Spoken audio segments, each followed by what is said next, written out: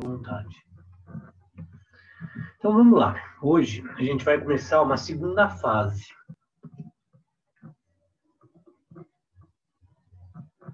Hoje a Lilian também está reclamando, vê que a internet está com frio hoje. A gente vai começar uma segunda fase do nosso estudo. Eu acredito que vai ser muito legal, porque esse estudo está sendo baseado num livro chamado Ondas de Cura, de um yogi chamado Shri Atma, que é um discípulo do Yogi Bhajan. E essa teoria ela vem toda embasada com a Kundalini Yoga, mas a forma como ele abordou alguns assuntos eu achei muito legal, e principalmente o que a gente vai ver hoje e o que a gente vai dar em continuidade. Então, a estrutura do nosso estudo, ela basicamente é assim, né? E nem em todos os lugares foi assim. Eu estruturei dessa forma que eu achei conveniente. Primeiro, a gente conhecer as nossas dimensões. Se for pensar, nem foi conhecido, nem foi proposital, mas foi interessante. A gente teve um primeiro estudo dos chakras, que é uma visão um pouco mais ampla da nossa existência, do nosso comportamento, de como a gente se posiciona e dessas etapas, né, que a gente sai do ser animal até essa condição, essa possibilidade de divindade, né, de transcender a própria matéria. E aí, depois dos chakras, a gente fez o estudo dos 10 corpos, né? Esse estudo dos 10 corpos, ele dá uma dimensão mais da nossa existência pessoal, né? E um pouco mais destrinchada. E aí isso dá uma base, um conhecimento para que a gente consiga agora continuar esse estudo, que vai ser, a gente vai falar sobre a verdade interna, depois a cura, depois escutando a voz da alma, que é basicamente o resultado dessa verdade, um alinhamento entre corpo e mente, a eliminação, o conhecimento, até chegar na condição de paz e serenidade. Para isso, a gente precisava conhecer um pouco mais sobre como a gente se comporta, quais são as nossas dimensões, que foi esses 10 corpos. Então, eu vou colocar o slide, né, como sempre, depois a gente faz uma pausa e vai voltando, como a gente tem estruturado o nosso caminhar. Então, vamos lá. Tamara, está conseguindo ouvir agora? Consegui, agora deu tudo certo. Legal, legal. Então, vamos lá. Hoje a gente fala sobre a verdade interna. E qual é a base do nosso estudo, lembrando, né? Somos 10 corpos. Inclusive, Tamara, se você quiser, eu passo o link dessas aulas que falou sobre os 10 corpos, tá? Que vocês não viram.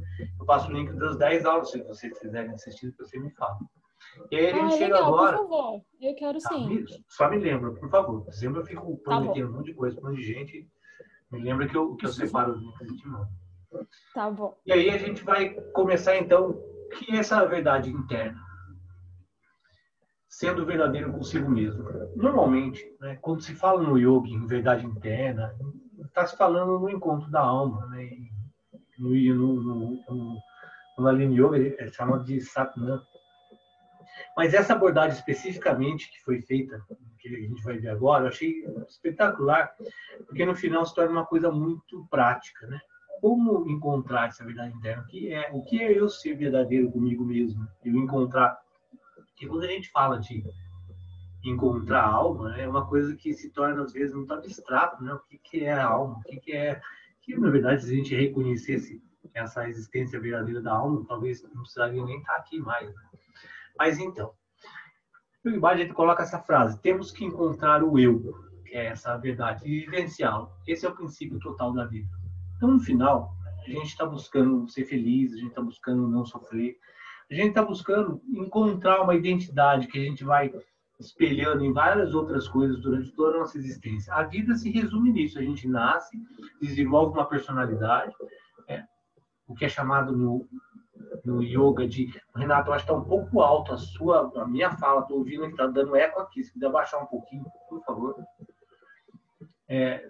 Se a gente nasce, desenvolve uma personalidade, acredita nela, que é chamado de yoga de falso ego, esse arranca, né, essa percepção de individualidade, e vai se desdobrando essa crença nesse personagem que a gente cria, e durante a vida a gente vai desenvolvendo vários personagens e acreditando nele e tentando corroborar esse personagem, né? E esse personagem que a gente acredita acaba nos distanciando do que é esse eu verdadeiro, que a gente vai falar um pouco agora. Então, no final, o propósito da vida se resume em buscar quem é esse eu. Por isso que eu coloquei antes, né?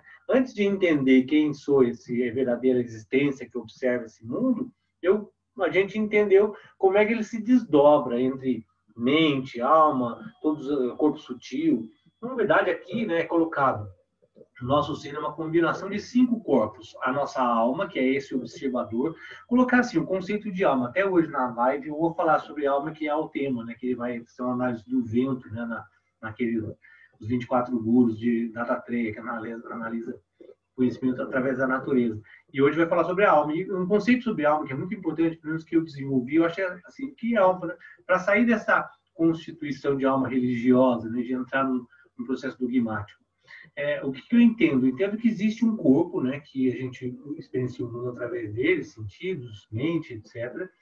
E existe uma condição de presa a uma lei natural da natureza, que a mente tem um funcionamento, o corpo tem uma existência, enfim, toda a nossa existência em si, ela está presa à lei da natureza. Só que o ser humano ele tem uma capacidade de se auto-observar, de perceber a sua existência, de desenvolver a individualidade e também de transcender os próprios instintos da natureza. Então, a possibilidade, que é chamada de pratyahara, de contrair os sentidos, de sublimar a questão sexual. Sexo é um instinto animal.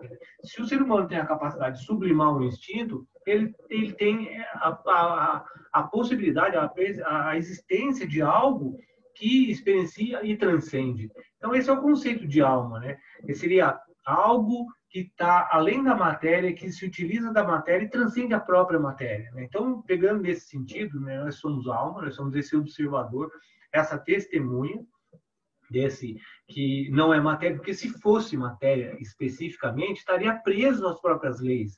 Jamais uma matéria pode sublimar ela mesma. Então, tem que existir algo que sublime ela. Então, nesse conceito, a gente é alma, a gente é as 3 mentes funcionais, a mente instintiva, a mente de ação e a mente neutra, né? São os 3 que a gente viu nos corpos.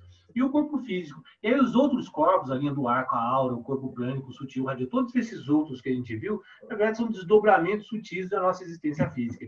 Considerando ali a filosofia de Sankhya, né, que ela coloca as 2 existências de Prakriti e Purusha. Né? Prakriti é tudo que é matéria, tudo que é a manifestação, desde os mais sutis. Então, o corpo plânico, a aura, a linha do corpo sutil, tudo isso é Prakriti, é matéria. É manifestação, é natureza. Né? Por mais sutil que seja, mas é natureza. E Purusha é esse observador, né? Que aí é colocado um grande observador, uma consciência que se desdobra em várias e experiencia o mundo através desses pontos, né? Que é essa percepção de alma. Então, todo ser humano, ele é único. Ele é único no sentido que, mesmo que seja uma consciência só, e essa questão de uma consciência também, é que quando a gente entra nesses temas, em vez de ficar saindo e acabando alongando demais, mas é importante entender que, quando eu falo de uma consciência só também, né, é como, talvez a forma mais fácil de entender esse conceito de que tudo é permeado por uma consciência é analisando o próprio corpo, que é uma coisa muito de shivalismo, que é entender o seu corpo, entender o universo inteiro. Dentro do nosso corpo, o universo inteiro está dentro. Aí corresponde os rios, etc., que é uma forma muito interessante de compreender isso. Por quê?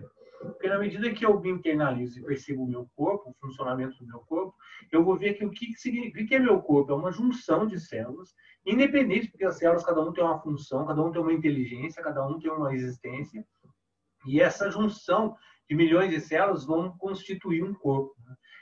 Cada grupo de células constitui uma parte desse corpo que também tem um funcionamento, tem uma existência, tem um dharma, uma função, né? Mas só que se você pegar o sistema imunológico, tem até um videozinho que a Cimida te passou uma vez esse videozinho, até pedi para ela mandar, que é muito legal, que mostra como é que funciona o sistema imunológico. Então, não vou me alongar nisso, mas basicamente quando entra alguma coisa, ele vai estruturar uma defesa. Essa defesa ela é específica para cada tipo de agressão ao organismo. Então, é um funcionamento como se fosse um grande universo. Só o sistema imunológico é um universo. E um universo inteligente. Então, aquela célula que existe para combater aquele agressor, que junta um grupo de células, que se não dá, junta outro grupo de células. Enfim, esse funcionamento todo, o que significa? Existe tem toda uma existência, né, única dentro desse sistema que é aquela pequena parte do corpo humano que está tentando combater alguma coisa. Existe todo um sistema existencial que, se aquela célula tivesse a possibilidade de gerar individualidade, tal, seria o ser humano. Ela se auto-perceberia, ela tem função, ela está fazendo, ela tem um núcleo, ela junta com outros, ela defende. É toda uma existência, uma guerra, né?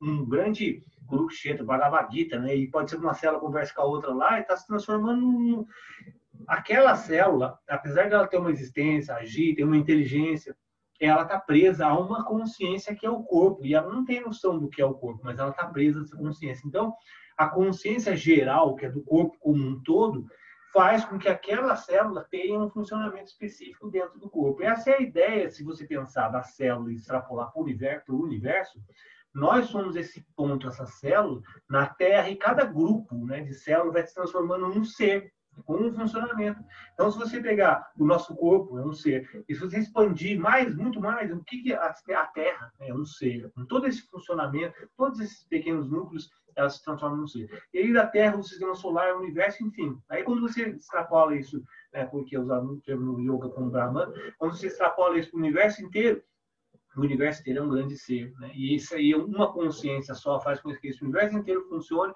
com várias, né, consciências específicas fazendo seus núcleos.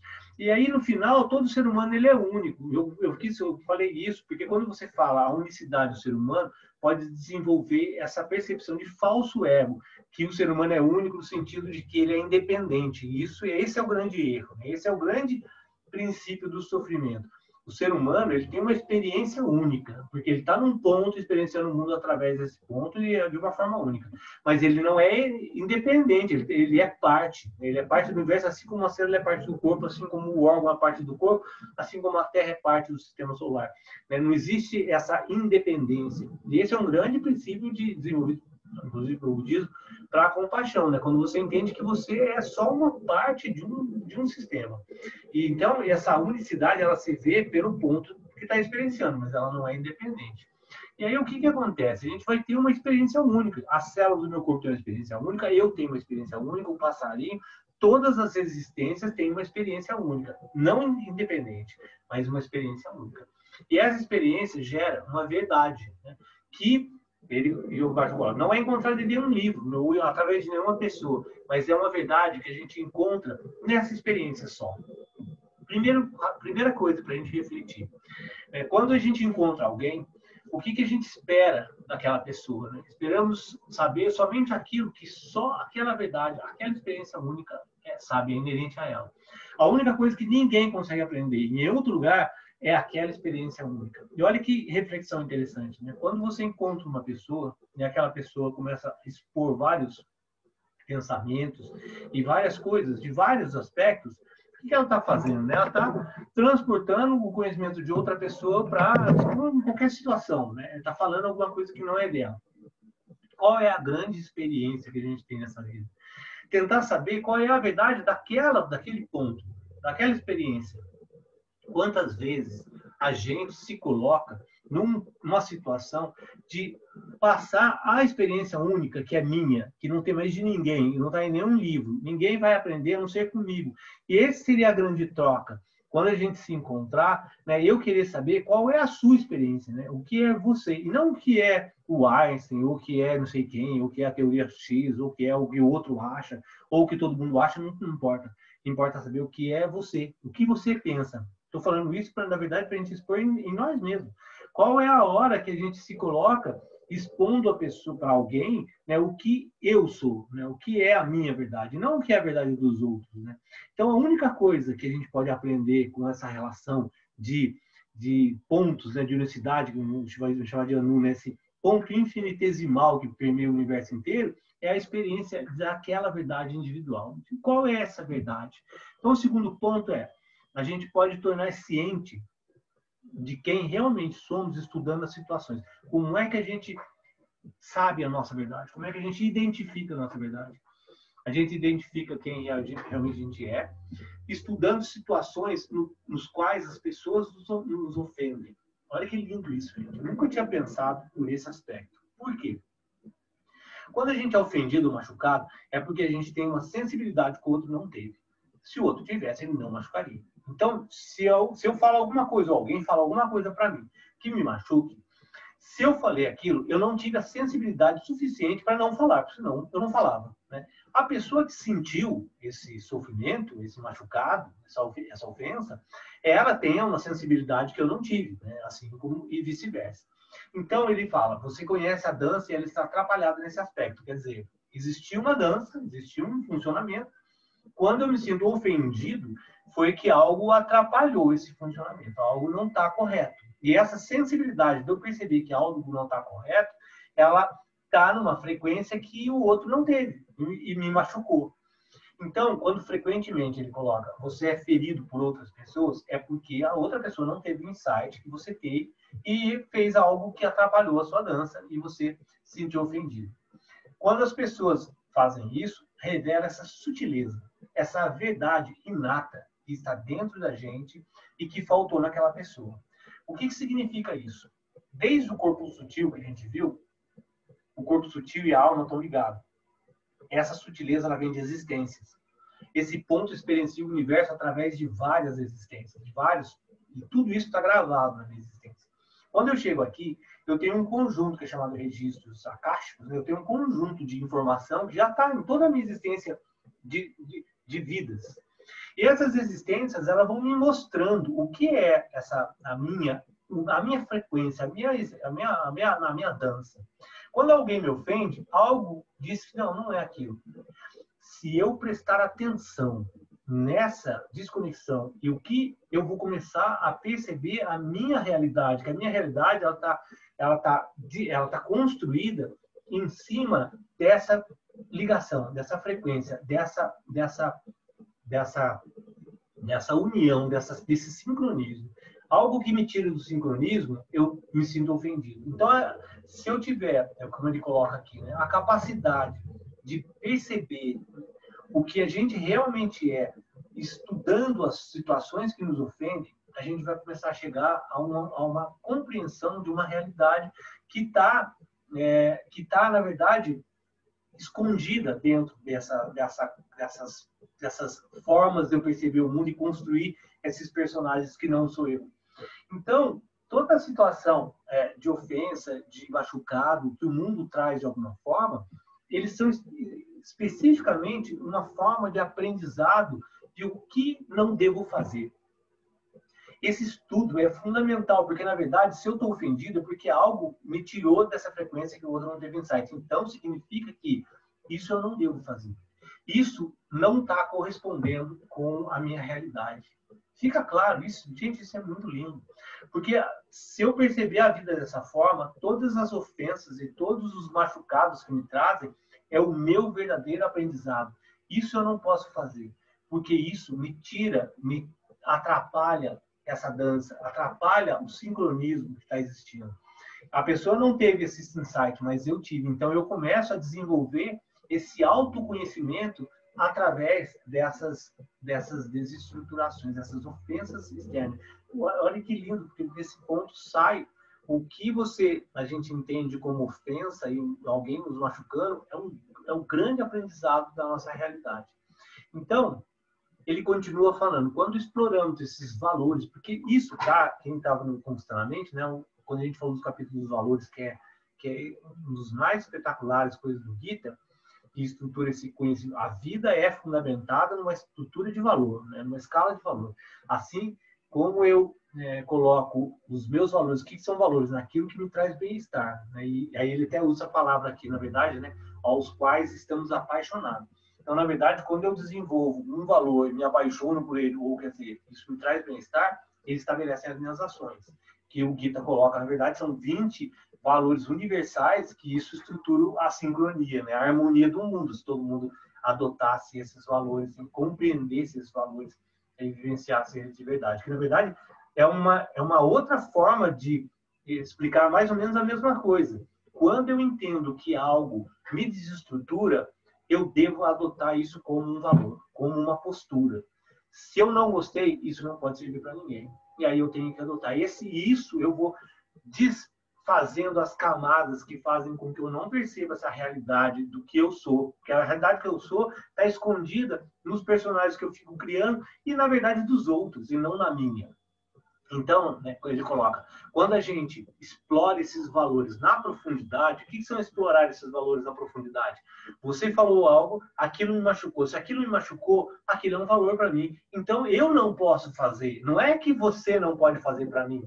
Eu não posso fazer para os outros, porque existe uma desarmonia na minha verdade, porque talvez uma coisa que você fale para mim me ofenda, se fale para outra pessoa não ofenda. Então, esse insight, como ele coloca, né, vai variar muito da sensibilidade de cada um. E essa sensibilidade vai levar a explorar esses valores com profundidade para encontrar realmente quem eu sou. Então, a escola da vida é essa percepção do qual nos tira dessa dança, dessa harmonia. Tudo aquilo que me tira dessa harmonia, eu devo analisar com profundidade, que é essa estrutura de valor que realmente está dentro de mim. Porque muitas vezes uma pessoa ofende a gente não sabe bem por quê, mas aquilo desarmonizou. Você não gostou, que é o que ele coloca.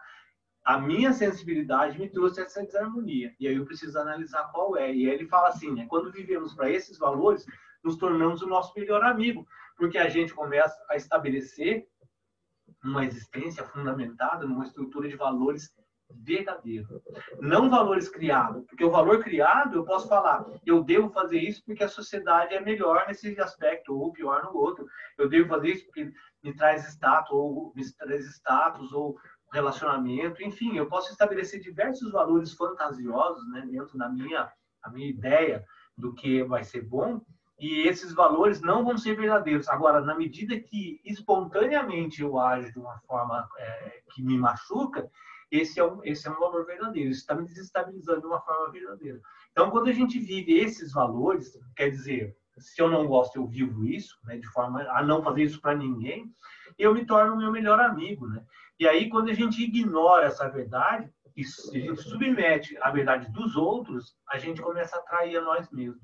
E aí a gente vai desconectando dessa realidade, dessa verdade. Gente, é muito bonito isso, gente. Enfim, né? E aí uma outra questão que eu achei muito interessante e prática. O que eu tenho que fazer, então? Né? Além de prestar atenção. Claro, o primeiro ponto seria prestar atenção. O segundo é, o que eu faço para nutrir e desenvolver essa verdade? Então ele coloca, a gente não tem que fazer nada para ser nós mesmos. Tudo que a gente tem que fazer é parar de tentar ser outra pessoa e buscar essa essência do que sou eu, que é a minha existência única, não independente. A minha existência única, porque na hora, se eu entrasse, ficar claro isso, né? Se eu entrasse numa pedra, aquela experiência de pedra é única, é só pedra. Mas a pedra é a terra, né? Ela não é uma pedra isolada, né? Então a experiência é única, mas ela é absolutamente independente. Então, qual é essa experiência única? Então, ele fala assim, o segredo, né? O segredo é, não tenta descobrir, né? Não transforme, não recrie você, porque você já é, né? Você já vem. A nossa existência, a gente já é em si, então não tem que recriar, não tem que descobrir nada. A gente tem que nutrir a si mesmo e perceber o que se torna, o que a gente vai se tornar, limpando, purificando. Por isso é uma frase do yoga também. O yoga é purificação. E o segundo capítulo a segunda parte desse estudo, que vai ser muito legal também, que é a cura autêntica. A gente precisa se curar. Na verdade, a gente está escondendo uma personalidade, né, uma existência, uma testemunha pura, escondida atrás dessas percepções da mente. Então, a gente precisa nutrir essa personalidade, né? E aí, veja no que se torna, porque vai aflorar a nossa realidade. Aí agora eu vou só fazer uma pausa rapidinho para ver se vocês estão, se eu estou me expressando bem, né? Se vocês está compreendendo, porque daí a gente vai entrar então nessa parte do que fazer então para nutrir essa existência em si. Posso me pegar a interrupção se você quiser fazer alguma pergunta? Tá claro? Estou conseguindo explicar de forma clara essa... Danilo, se eu me sinto ofendida, é porque, de alguma forma, aquilo que o outro trouxe incomoda em mim. Eu tenho que resolver, é isso? Eu não posso fazer para ninguém. Aquilo desequilibrou o meu sistema, como ele coloca o exemplo da dança, né? Existe uma dança. Se eu me sinto ofendido, Porque, de repente, uma pessoa me ofende e, para mim, isso eu não considero, porque eu sei que não me diz respeito, então eu continuo, eu saio ileso. Tudo bem. Se não ofendeu você, se não trouxe um desequilíbrio para você, ótimo. Aquilo não te desequilibrou. Agora, se ofendeu, se desequilibrou, existiu uma sensibilidade que você percebeu, isso não deve ser feito. Isso atrapalhou a minha realidade. Isso é a minha realidade verdadeira sendo atrapalhada, porque de alguma forma eu não estou contente, eu não estou sentindo uma harmonia, eu não tô bem com isso. Então, por que eu não estou bem com isso? Qual é a ação que não me traz? Aí está escondida a sua verdade, porque na verdade, quando você começar a agir de acordo com tudo isso que você não concorda, de alguma forma, porque alguém te ofendeu, você vai se tornar um amigo, como ele colocou, né? A gente se torna um amigo de nós mesmos, porque a gente começa a entrar numa sincronia da existência. Porque, na verdade, eu não reconheço porque que eu fiquei ofendido, e às vezes, muitas vezes, eu estou replicando essa própria ofensa várias vezes para várias pessoas, né? E aquilo está me desequilibrando, porque muitas vezes eu construo uma ideia. Pode falar? Não, então, é isso que eu queria clarear para mim, né? Eu tenho que me reavaliar sempre, né? Todas as vezes que eu me senti ofendida, se está me incomodando é porque eu também preciso melhorar, né? Não é nem questão de eu também, pode falar, mas não é nem questão de eu também. Na verdade, se está me incomodando, é porque é para mim só. Né? Aí ele coloca uma coisa muito legal, porque a outra pessoa não teve a sensibilidade que você teve, por isso ela não entendeu. Né? Senão ela não faria. Se ela tivesse a mesma sensibilidade, ela jamais faria aquilo. Se eu desenvolver a sensibilidade, jamais eu vou fazer para os outros. Percebe que existe um equilíbrio natural? Na hora que eu entendo isso, eu não vou fazer para você. Pode falar, Maite, você ia perguntar? É interessante essa ideia, porque existem vários níveis de consciência, né? Então, o que pode me ofender não vai ofender outras pessoas. O que eu acho que não é legal, outras pessoas não vão achar diferente, né? Então, porque existe uma vida única, uma verdade única. Quando eu me sinto ofendida, é alguma necessidade minha que não está sendo cumprida. Tipo assim, eu me incomodei com aquilo. Então, eu percebo isso, vejo certinho o que incomodou, né? Qual a necessidade minha que não está sendo cumprida, completada, e aí eu não vou fazer para os outros, porque isso aí é a minha identidade. Exatamente. Eu achei legal. Jamais eu vou fazer para ninguém. E aí, muito se eu começar a desdobrar todos esses valores ocultos que estão me ofendendo de alguma forma, isso eu posso ver eu assistindo televisão, eu vendo uma novela, eu lendo um livro, eu conversando com pessoas, várias coisas me desequilibram. Tudo isso que está de alguma forma, é essa verdade que quer manter uma estabilidade, uma harmonia, mas ela não está percebendo, né, o que é essa realidade. Né? E eu percebo isso na forma que me desequilibra. Então, essa visão que ele dá de entender a nossa realidade através dos nossas ofensas, do nosso desequilíbrio, eu achei fundamental, porque na hora que você entende o que desequilibra, naturalmente você está buscando aquilo que equilibra, né? E aí você está buscando essa amizade que ele coloca com a gente mesmo, e o que nós buscamos no final, né? Que se for extrapolar lá no seu sentido mais profundo do yoga, são os 3 movimentos, né? A inércia, a ignorância, chamado tamas, né? O movimento, rajas, e sattva, a bondade, a estabilidade. O que todo mundo busca no final? Estabilidade, harmonia, paz, tranquilidade. Que é isso no final? A gente está usando de frequências para poder afinar essas frequências que desestabilizam para entrar numa frequência de paz e estabilidade, que é o que todo ser humano busca inconscientemente.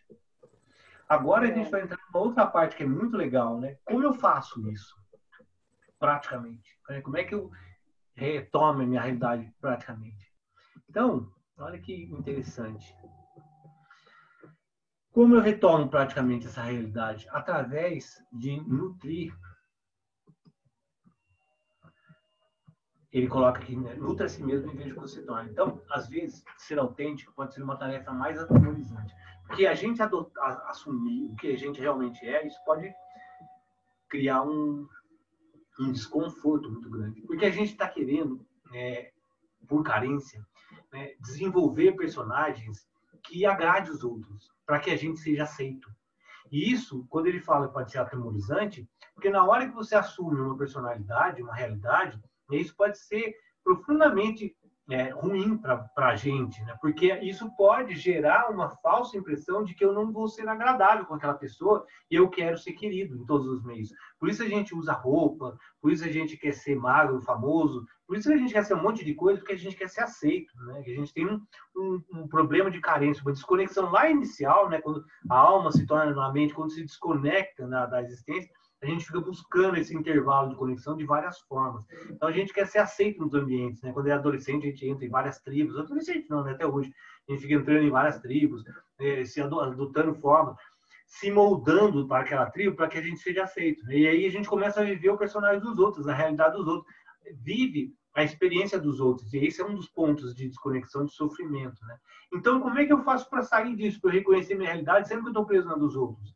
E percebe que a gente usa calça jeans, a gente escuta determinadas músicas, a gente vai em determinados meios, veste roupas, falam coisas, tudo isso, no final, se você for analisar, são estruturas culturais que a gente adota para poder ser aceito. E não quer dizer que sou eu, não quer dizer que eu goste, não quer dizer que isso... Às vezes, a ofensa que ele coloca é o simples fato de eu não querer fazer alguma coisa que eu tenho que fazer, adotar uma postura que eu tenho que adotar, porque isso é aceito na sociedade, em família, em vários aspectos. E aí, o que eu vou fazendo? Eu vou escondendo a minha verdadeira realidade, porque eu vou tentando adotar a verdade dos outros. E para que eu não desagrade, ou seja, aceito nos meus ambientes, eu vou cada vez mais desenvolvendo esses personagens. Então, como é que eu faço o caminho de volta? Como é que eu reconheço essa realidade que está escondida atrás dessas viagens mentais? Criando um ambiente que nutra a minha natureza interior. Olha que lindo isso, gente. Eu preciso reconhecer a minha realidade. O que eu tenho que fazer para reconhecer? Eu preciso desenvolver um ambiente que nutra isso. Então, isso vai me dar segurança, ele coloca essa palavra que é muito importante, no qual eu começo a me curar dessa doença que eu trago de tentar viver uma vida que não é minha, de tentar ser uma pessoa que não sou eu. E percebe que isso não é tentar fugir de um campo de abandonar tudo, ser hippie, essa sociedade não vale nada, eu sei tudo. Não é isso, porque na medida que eu me sinto ofendido ou desarmonizado com qualquer sistema, eu não faço isso para os outros. Então, se eu adotar essa perspectiva de análise profunda daquilo que me desequilibra, eu não vou fazer, eu jamais também vou abandonar tudo e vou sair e vou fazer o que eu quero da vida, porque agora eu vou encontrar a minha verdadeira identidade, azar, todo mundo percebe, não é nada disso. Porque isso tudo vai ser um ambiente de desequilíbrio que você não gostaria que fizesse com você. Você não gostaria que alguém da sua família chegasse e falasse, olha, você está errado, você é um cara que não sabe nada, eu vou buscar a minha existência. Isso vai me ofender de alguma forma. Então, não é isso. Isso não é a minha existência verdadeira. Então, tudo que me ofende no final é um princípio de desarmonia. Se eu não quero que se a pessoa faz para mim eu não gosto, eu não vou fazer também. Então, eu preciso, na verdade, devagar e construindo um ambiente que nutra essa realidade verdadeira, né? Que me dê segurança para isso. E como é que eu me curo? Como é que eu construo esse ambiente? Me inspirando através, né, do nível mais profundo. Ele dá um exemplo assim, uma árvore sozinha, magnífica, no cume, e você olhando ela toda expandida, né, plenamente expandida, você pode dizer que ela expressa a sua forma mais completa. Você não precisa dizer das adversidades, do que ela viveu, tudo que ela passou para estar lá e desprotegida sozinha. Mas essa beleza, ela pode nos dar coragem. O que ele deu com esse exemplo, né? Eu posso adotar, e aí pode entrar no campo dos arquétipos, talvez nem seja de hoje entrar nisso, mas inclusive pode até abrir um campo para a gente fazer uma aula só sobre a utilização dos arquétipos, que é muito, muito legal. Não tinha pensado nisso, mas eu acho que é bem bacana. Eu posso usar de várias figurações, de vários arquétipos que podem me ajudar nesse ambiente no qual eu crio a perspectiva da minha natureza inferior. E aí eu tô falando agora porque estou lembrando essa história dos arquétipos, que é muito legal. E aí eu posso construir os meus altares, os meus ídolos e as minhas estruturas que vão me ajudar nessa história, essas superimposições deliberadas, né? Eu sei que não é, mas eu coloco isso, que isso me ajuda de alguma forma, né? E eu posso criar esses relacionamentos de devoção. Isso tudo vai me gerando ambientes que nutrem essa natureza interior verdadeira. Então, como eu faço? Eu preciso desenvolver um ambiente para isso. Se eu tiver um ambiente que me traz totalmente um aspecto contrário à minha existência verdadeira, eu vou estar me afundando num processo de sofrimento. Dá um exemplo bem simples, né? Eu entro agora me oferecem um emprego numa bolsa de valores agora. E me oferece, sei lá, $1 milhão por mês para entrar na bolsa de valores. Aí eu falo, pô, $1 milhão, eu vou ficar rico, vou resolver todos os meus problemas, então vou largar o yoga, vou largar tudo isso e vou para lá. Por que eu estou dando esse exemplo? Na hora que eu saio e vou para esse ambiente vai nutrir toda a minha natureza, que não sou eu. Né? Na verdade, eu posso ficar milionário, rico, bons valores, fazer o que eu quiser, mas não sou eu. E aí eu vou estar num ambiente absolutamente desconectado. E o que vai gerar isso? Várias ofensas, porque eu não vou aceitar determinadas coisas que as pessoas vão me falar, que a próprio ambiente vai me impor. Isso vai gerar uma desconexão profunda, um sofrimento profundo. Independente de eu ser rico, famoso, o melhor cara, enfim, não importa. Eu vou ser uma pessoa que vou sofrer, amarga, que vou estar completamente desconectado. Se eu me tocasse, né, eu saí, fui para Bolsa de Valores e percebi que eu sou infeliz. O que eu vou fazer? Eu preciso voltar, recriar um ambiente que me nutra a minha natureza. E eu não estou colocando que estar na Bolsa de Valores seja bom ou ruim, mas como a Maite colocou agora, cada experiência é única. A minha experiência é a minha, não é da Bolsa de Valores, não é a do cara que está na selva, não é a do... Enfim, cada um vai ter a sua experiência. Se a gente pensar isso de uma forma macro, quando a alma, esse observador, entra em determinado ponto para experienciar o mundo, a experiência é aquela. E isso é um princípio de Santosha, de aceitação. Quando eu entendo que essa experiência é a melhor para mim. Não tem nada melhor que a minha experiência, porque ela é minha. Então, se eu entrei num corpo sem perna, ou sem braço, ou sem qualquer coisa, ou pobre, ou rico, ou em qualquer lugar, essa é a minha experiência. Esse é um ambiente que me traz o meu aprendizado. Se eu desenvolvo a consciência, que é o que o yoga mais busca, a capacidade objetiva de enxergar as coisas de forma equânime, se eu desenvolvo com todo o treinamento do yoga, é isso. Asana, pranayama, etc, etc, etc, é para desenvolver a capacidade de objetividade e equanimidade mental para perceber isso. Né? Na hora que eu percebo isso, o que eu faço? Eu vou recriando ambientes novos para nutrir a minha natureza. Então, se eu sou pobre, estou na favela, estou largado lá, não é isso. Então, o que eu vou fazer? Vou tentar recriar. E não é ganhar dinheiro e ficar rico, é tentar recriar um ambiente que me dê a estrutura da minha natureza. E aí, fazendo isso, né? Quais são as perguntas? O ser autêntico não é criado, mas ele é nutrido. Isso é uma coisa importantíssima. Eu não estou desenvolvendo um novo personagem. Eu estou me desfazendo dos personagens. Esse é um ponto grande do yoga também sobre a questão do falso ego, né? Vairagya, né? Eu vou me desfazer desses personagens todos para aflorar essa existência oculta. Então, eu não estou criando nada, né? Eu não estou desenvolvendo uma autenticidade, mas nutrindo para que ela aflore. Então, quais as perguntas que eu devo fazer? Primeiro, o que me reprime? Qual é o que me faz com que eu sinta reprimido dessa existência em si? Segundo, que ambiente eu necessito para ser autêntico? Se a gente está falando de alterar o ambiente, estou voltando ao exemplo, né? Se eu chego na Bolsa de Valores e falo, não é Bolsa de Valores, eu não quero isso para minha vida. Não estou julgando que é bom ou ruim. Pode ser que seja a melhor coisa do mundo para outra pessoa, mas para mim não é. O que é, então? Que ambiente eu preciso para mim desenvolver minha autenticidade? E aí, como eu posso nutrir esse ambiente para mim mesmo? Porque não adianta também eu só desenvolver um ambiente novo. Eu preciso manter, eu preciso nutrir. É um jardim. Na hora que eu desenvolvo esse jardim, o que eu faço para nutrir ele e fazer com que ele me dê condições para existir de uma forma mais plena e verdadeira? Então ele coloca assim, né? Crie um ambiente seguro e nutritivo para que você possa, no qual você possa se revelar. Você pode ser o seu melhor, mas se você só vai ser o seu melhor se o ambiente te der condições para ser melhor. E a gente pode extrapolar essa frase que foi falada agora de várias maneiras, né? Se o lugar que você está não der condições para você ser você, você vai ser um eterno frustrado, um sofrimento constante. Você nunca vai poder se revelar no seu melhor, porque você vai estar sempre preso nessa expectativa que é criada. Então, o que ele coloca agora, né? O grande erro está em tentar mudar quem somos, ao invés de aprender a amar e aceitar nossas forças e fraquezas, porque essa é a nossa realidade. O que eu tenho de fraqueza e força é o meu caminho, é o que eu trouxe da todas as minhas existências. Então, eu não quero mudar nada, eu simplesmente quero eliminar essas camadas que não me fazem ser o meu melhor potencial. Isso é muito comum, né, em relacionamento, quando você coloca assim, aquela pessoa traz o que eu tenho de melhor, porque ela gera ambiente.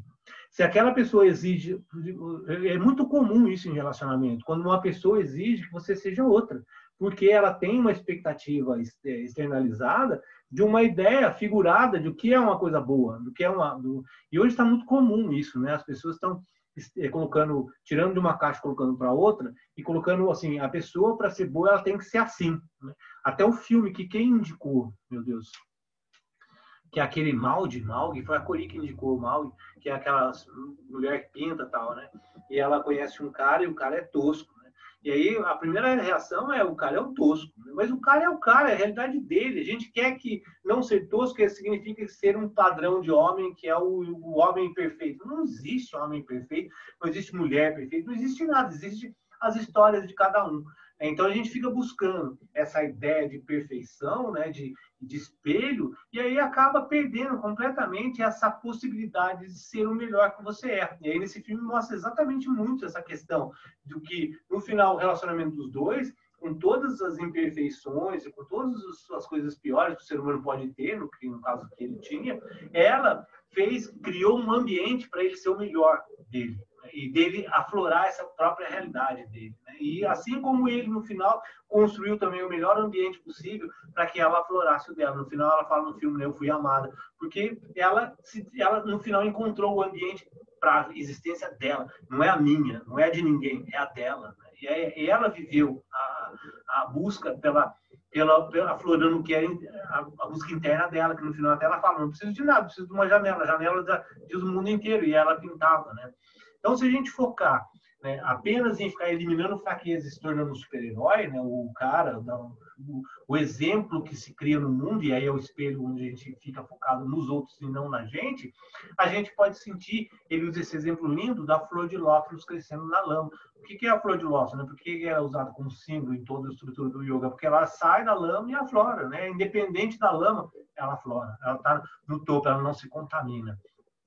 Então, se a gente eliminar nossas fraquezas, né, ele usa a ingenuidade como uma delas, perde a nossa inocência, que é a fonte do nosso entusiasmo. A gente precisa dos dois. Na verdade, a gente não está criando nada, a gente não está construindo nada, a gente está simplesmente tentando eliminar o que não nos faz perceber essa realidade.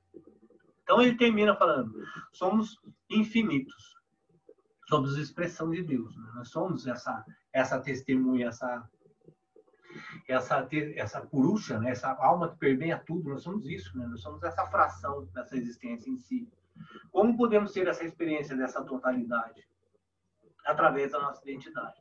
Na hora que eu descortinar esse é chamado os véus de Maia, essa ilusão que eu crio, eu vou, na verdade, destruindo cada vez mais essa ilusão para que aflore essa existência real. É muito bacana essa parte do estudo, que eu volto a insistir, porque a gente não está falando do encontro da alma pura no qual eu me transcendo essa existência, né? A gente podia estar falando assim, o que é a verdadeira identidade? A verdadeira identidade é encontrar a minha alma pura, verdadeira, existencial, e eu me desconecto do corpo e transcendo essa existência. Isso é viável hoje para mim, pelo menos não, né? O meu grau de existência, muito longe disso.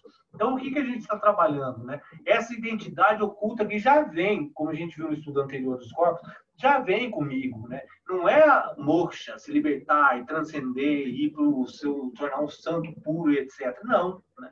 É encontrar o que a minha existência de várias vidas me trouxe até esse ponto e que ainda eu não consegui me sincronizar, me harmonizar, me colocar numa frequência de harmonia na existência. Quais são esses valores que estão intrínsecos na minha existência, no qual eu estou me incomodando, porque as outras pessoas me incomodam quando eu saio dessa frequência, eu preciso voltar a entrar nessa frequência de novo. E aí eu vou me limpando, eu vou me curando, que é o próximo assunto. O que é a cura autêntica? Então vem muito disso. Cura não é eu tenho uma doença e não ter mais, eu tenho um problema e não ter mais. Cura é eu entrar nessa nova frequência. E aí ele coloca assim, sintonizar a nossa frequência, né? Quando você experiencia quem você é, né? Você vê a criação, porque você é a criação em si, como um só. E aí volta aquele aspecto, apesar da minha experiência ser única, ela é absolutamente interconectada. Eu volto a me conectar a essa experiência, né? De infinito, né? De todo. Sintonizar essa frequência, essa vibração, com esse fluxo natural, que se busca muito, diversas formas, falando de formas diferentes no yoga, essa sincronia, né? O que a gente busca no final é sincronizar com esse fluxo, e tirar a diferença, e usando a palavra Deus como tudo, né? Como o universo, como essa, voltando ao corpo, né? Quando a célula do corpo se sincroniza ao corpo, né? E o que é o corpo? Deus, né? A existência como um todo. E aí acaba essa diferença da célula achar que é ela que faz um monte de coisa dentro do corpo, e ela não é um corpo, né? E aí ela se sincroniza. Isso é tido como um estado de consciência yógica. Por quê? Porque você tira a viagem, você começa a ver você como esse fluir, né? Dentro desse equilíbrio. E aí a sintonia perfeita, ela só começa quando eu encontro essa realidade que está oculta, né? Esse processo de cura, de ajuste de frequência. Eu vou eliminando essas frequências que me trazem esse desequilíbrio, essa desarmonia de alguma forma. Então, a gente pensar como uma orquestra. Né? A minha existência, ela tem uma afinação. Né? Eu tenho várias notas que estão tocando dentro de mim, mas que elas não estão reverberando fora. E quando alguém toca uma nota fora lá, desafina com a minha aqui dentro. Eu tenho que prestar atenção nessa nota e afinar. E aí, quando eu afinar nota por nota da minha orquestra, eu vou entrar em sincronia com essa música universal. É isso, gente. No final, eu vou fazer agora a gente conversar um pouco sobre isso. É a busca dessa verdade interna, essa afinação da minha orquestra com a música que está tocando lá fora. Enquanto eu não perceber esses desafinar, eu vou estar sempre desconectado dessa harmonia. Harmonia é a palavra. Nossa, Danilo, eu fiquei refletindo aqui, fui anotando um monte de coisa e fiquei refletindo aqui. A gente tá falando da parte que o que nos ofende, né, e tudo mais. Aí eu fiquei pensando, uma coisa que me ofende profundamente, posicionamento político, por exemplo. Não vou falar de política, tá? Mas posicionamento político é uma coisa que acontece. E eu me ofendo, às vezes, com algumas opiniões. Aí eu tava vendo aqui que eu tenho que eliminar a camada, né? E tenho que mudar essa frequência, né? Por que eu me ofendo com isso, né? Nossa, mas é um processo. Essa questão política ofende muito a gente, porque tira a gente do equilíbrio. A gente não consegue admitir. Aí, você tocou num ponto, eu não vou entrar nesse mérito, claro que não. Não, eu sei, muito delicado. Muito delicado, claro. Mas você tocou num ponto fundamental, né? A pessoa fala uma coisa, independente do lado, tá? A pessoa fala uma coisa que te ofende, né? Por quê? Por que te ofende? Porque ela me tira da minha dança, do meu equilíbrio. Isso não é correto. Isso não é legal. Por isso eu me sinto ofendido. Senão... Só que aquela pessoa, ela não percebeu, e isso é a frase que ele usou no começo, espetacular. O insight que você teve, o outro não teve. Porque se ele tivesse, ele não falava. Se ele tivesse a mesma percepção que você, ele não falava aquilo. E não quer dizer que ele seja melhor ou pior. São dessincronias da sua realidade. E aí, como é que você busca a sua realidade? Afinando isso. Jamais você vai falar algo que te ofendeu para outra pessoa. Mas você percebe que, normalmente, a gente acaba repetindo o mesmo erro. A gente acaba não compreendendo esses desafinar, né, da nossa existência, e acaba gerando desafinamento para um monte de gente. Né? E aí gera esse ambiente desarmônico. E aí um ponto muito legal também. Como é que eu corrijo isso? Criando um ambiente de harmonia. Se você está falando de política, né? Independente do lado, se você acha um lado errado e o outro certo, se você conviver do lado errado, o que vai acontecer? Ou você mata todo mundo, ou as pessoas matam você. Não tem como. Se você não recriar um ambiente que te dê o melhor, você vai pirar, você vai te tirar o que você tem de pior. Agora, se você tem a capacidade... É você não entrar na frequência do outro, né? É você observar a sua. É você observar a sua. Porque no final é você que está se ofendendo. Não é a pessoa. Porque se a pessoa falar alguma coisa, como a Maitê colocou, de repente ela está falando uma coisa que me ofende profundamente, o outro acha corretíssimo. Normal.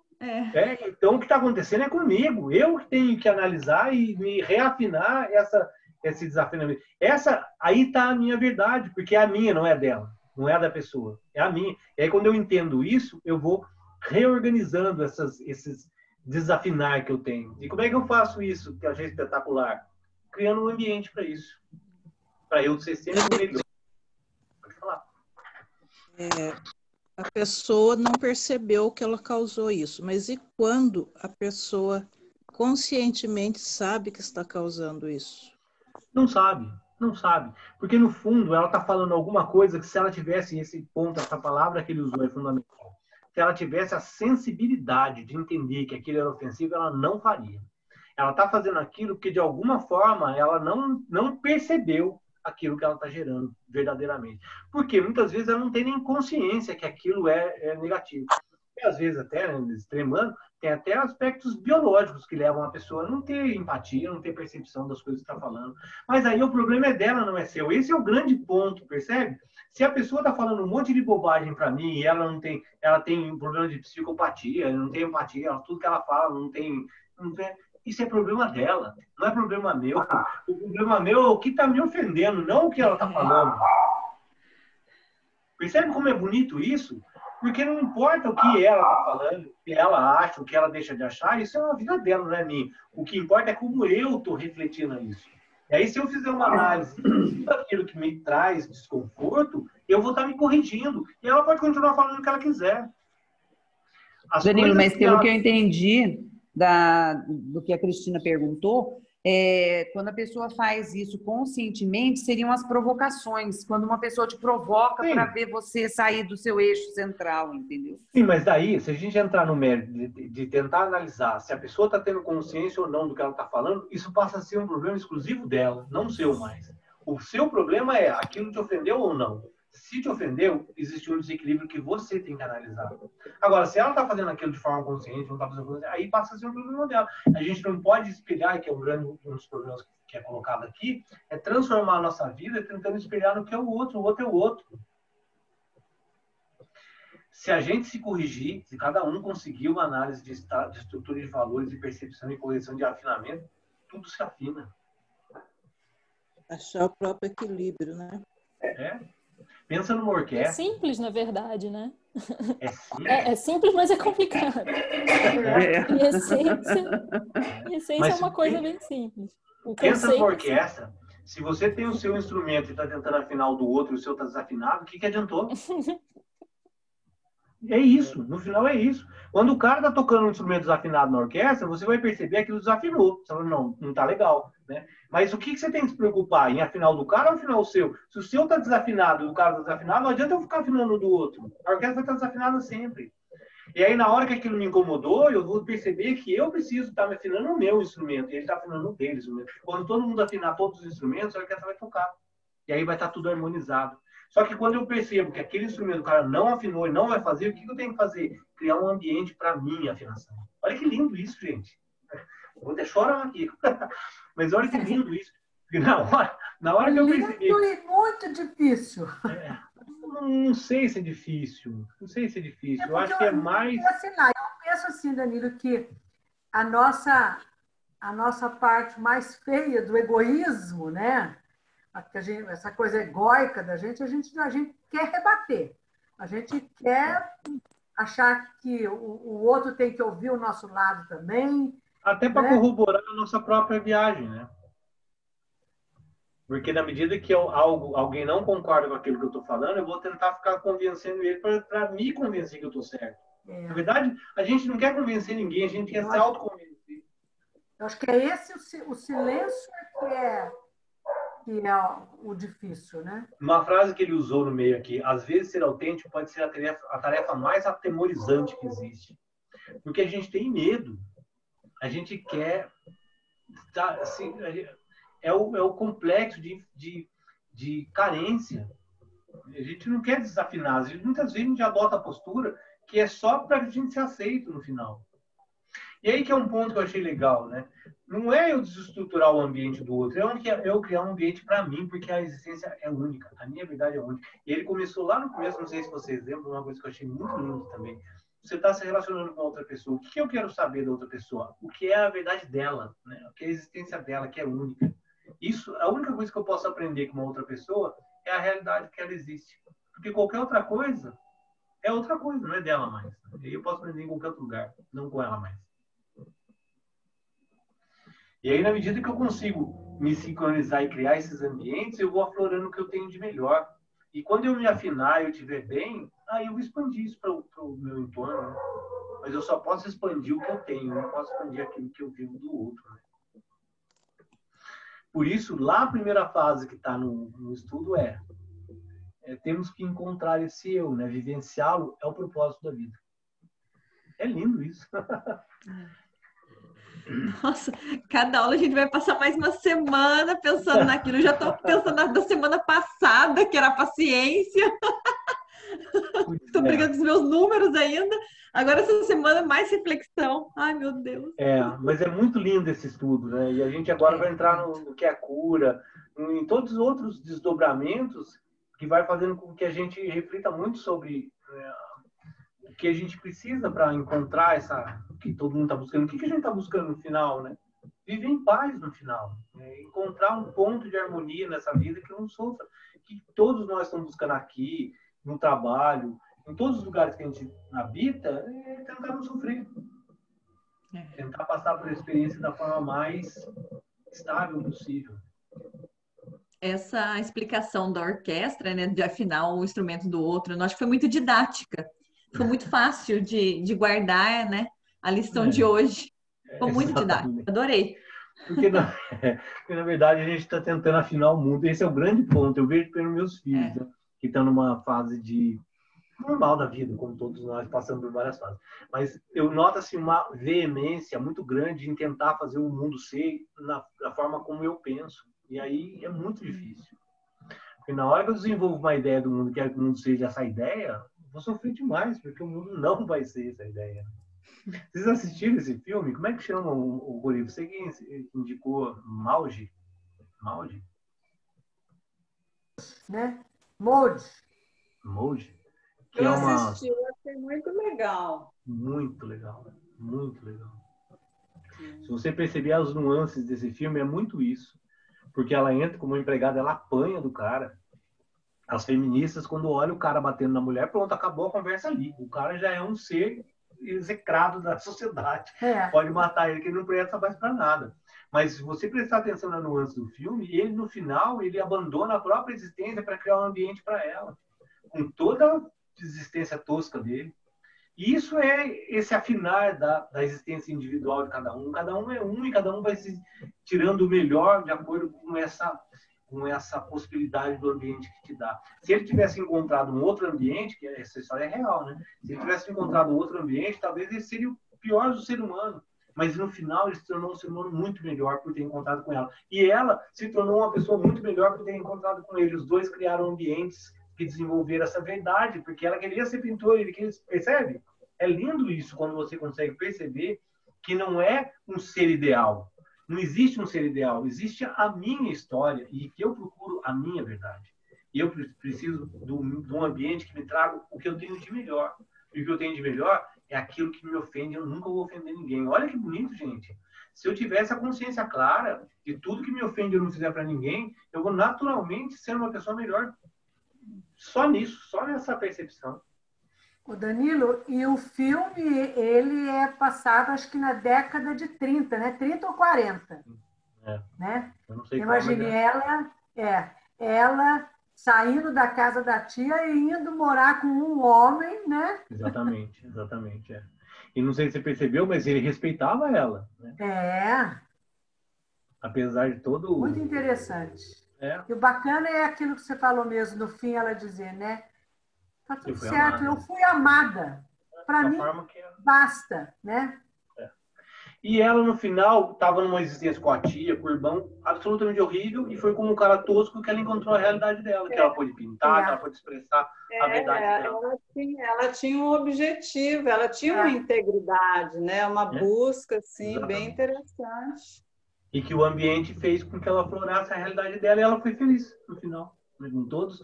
E ser feliz, isso que é o ponto que a gente vai conversar no próximo encontro de cura. Ser feliz não é viver uma vida sem problema, não existe.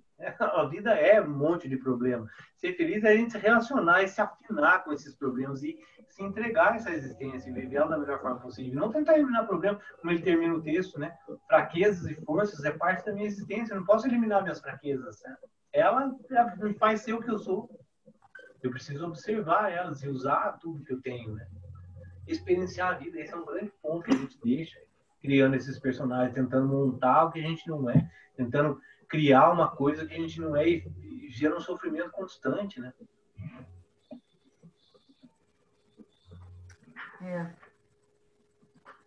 Tem outro filme muito legal também que fala bem dessa coisa assim, de você ser o que é, né? Da autenticidade. Se chama Uma Beleza Fantástica. Vocês já viram? Não, para o próximo cinema já tem filme já. É muito delicado, é como esse filme, delicado, muito delicado, e aborda a questão da autenticidade mesmo. Mas tem na Netflix? Tem na Netflix. Tá. Eu assisti lá. Uma Beleza Fantástica. É muito, muito terno também, como o Moody. Ficou claro, gente? Alguma dúvida? Alguém quer colocar alguma coisa? Claro, agora a gente precisa trabalhar para botar em prática. O que eu achei mais bonito desse ponto que a gente conversou hoje foi que, geralmente, quando se toca nesse assunto de verdade interna, de alma, de coisa, cai para um campo absolutamente abstrato, né? De aflorar uma alma que está escondida em você. O que é essa alma, né? O que é essa pureza toda que eu tenho, que, na verdade, eu não reconheço. Quando ele desenvolveu esse contexto, justamente pegando os pontos de fraqueza, eu achei espetacular, né? Porque, na verdade, essa alma é tudo aquilo que me incomoda. Essa alma pura é, na verdade, todas as ofensas que eu recebo e fico incomodado. Se eu for eliminando uma por uma, eu vou chegar realmente a uma verdadeira existência pura. É lindo isso, né? É lindo isso, gente. Na verdade, o nosso ofensor é o grande professor, né? Todas as coisas que nos tiram aí, voltando, esse que a gente vive dessas dualidades, essas coisas que nos tiram, né? É isso que está nos transformando numa pessoa melhor no final. Mas se não tivesse isso, jamais a gente evoluiria, né? E se a gente tiver atento sobre isso. Se a gente não tiver atento, também não serviu para nada. Mas se uma pessoa te ofende, se mata a pessoa, não serve para nada. O aprendizado está na capacidade, que aí é yoga, né? Na capacidade, a serenidade de observar essas coisas e aprender com essa vida e não reagir. E aí a gente fez o último pranayama de sexta-feira, né? Haja, não reaja. Porque senão a gente está constantemente no aspecto de reação. Fala uma coisa, eu reajo. Fala uma coisa, eu reajo.